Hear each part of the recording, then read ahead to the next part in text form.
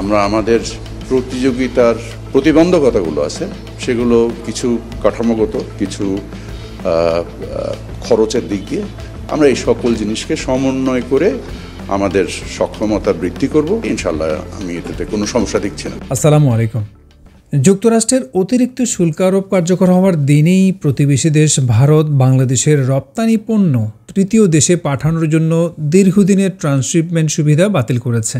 এ পদক্ষেপের ফলে বাংলাদেশের ব্যবসায়ী ও অর্থনীতিবিদরা উদ্বেগ প্রকাশ করেছেন, কারণ তারা মনে করছেন এই সিদ্ধান্ত দেশের বাণিজ্যিক পরিবহন ব্যবস্থায় নতুন চ্যালেঞ্জ সৃষ্টি করবে এবং ইতিমধ্যেই যুক্তরাষ্ট্রের পাল্টা শুল্কের চাপের মধ্যে থাকা ব্যবসায়ীদের জন্য আরও একটি বড় প্রতিবন্ধকতা হয়ে দাঁড়াবে। এতে বাংলাদেশকে এখন অধিকতর ব্যয়বহুল, দীর্ঘ ও অনিশ্চিত পরিবহন ব্যবস্থার মুখোমুখি হতে হবে বলে আশঙ্কা করা হচ্ছে। বিশেষ করে দক্ষিণ পূর্ব এশিয়া, মধ্য এশিয়া ও ইউরোপীয় বাজারে পণ্য পাঠাতে এই সিদ্ধান্ত বাংলাদেশের রপ্তানিকারকদের জন্য নতুন এক চ্যালেঞ্জ তৈরি করেছে। তবে ভারতের এই ট্রান্সশিপমেন্ট বাতিলে বাংলাদেশের তেমন কোনো সমস্যা হবে না বলে জানিয়েছেন বাণিজ্য উপদেষ্টা শেখ বশির উদ্দিন। তিনি বলেছেন, হঠাৎ করে ট্রান্সশিপমেন্ট বাতিল করেছে ভারত, তবে এতে বাংলাদেশের সমস্যা হবে না। নিজস্ব ব্যবস্থাপনায় সংকট কাটাতে চেষ্টা করা হবে, বাণিজ্যিক সক্ষমতা বাড়ানো হবে। বৃহস্পতিবার সচিবালয়ে ভারতের ট্রান্সশিপমেন্ট বাতিল নিয়ে সাংবাদিকরা বিভিন্ন প্রশ্ন করলে তার উত্তরে এসব কথা বলেছেন বাণিজ্য উপদেষ্টা। ভারতীয় স্থলবন্দর ব্যবহারের মাধ্যমে বাংলাদেশ এতদিন কম খরচে এবং দ্রুততম সময়ে নিকটবর্তী দেশগুলোতে পণ্য পাঠাতে পারত।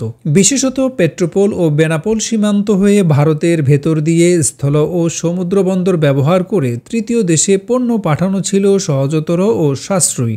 এখন সেই পথ বন্ধ হওয়ায় বিকল্প পরিবহন রুট যেমন সমুদ্রপথ ও আকাশপথে যেতে হবে, যা সময় ও খরচ দুটোই বাড়িয়ে দেবে।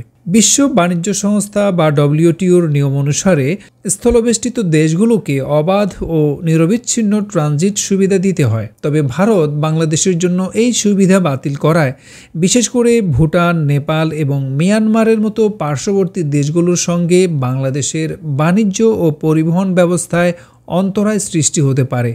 বিশ্লেষকরা মনে করছেন, ভারতীয় এই পদক্ষেপ বাংলাদেশের জন্য শুধু একটি বাণিজ্যিক সমস্যা নয়, বরং আঞ্চলিক কূটনৈতিক সমীকরণেও এর প্রভাব পড়বে। বিশেষ করে দক্ষিণ এশিয়ার দেশগুলোর মধ্যে পারস্পরিক বাণিজ্য সম্প্রসারণের ক্ষেত্রে ভারতের এই পদক্ষেপ একটি বড় বাধার সৃষ্টি করতে পারে। বাংলাদেশের জন্য এটি একটি সংকট, যেখানে আঞ্চলিক বাণিজ্যিক সম্পর্কের ক্ষেত্রে প্রতিবেশী দেশের সঙ্গে বিরোধ বাড়তে পারে।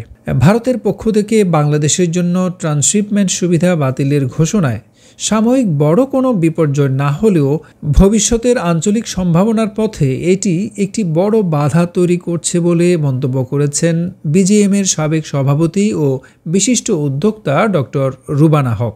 বিশেষজ্ঞরা মনে করছেন, ভারতের এই সিদ্ধান্ত বাংলাদেশের জন্য আঞ্চলিক সহযোগিতায় কিছুটা অন্তরায় সৃষ্টি করতে পারে, তবে এর মাধ্যমে নতুন কৌশল গ্রহণের সুযোগও রয়েছে।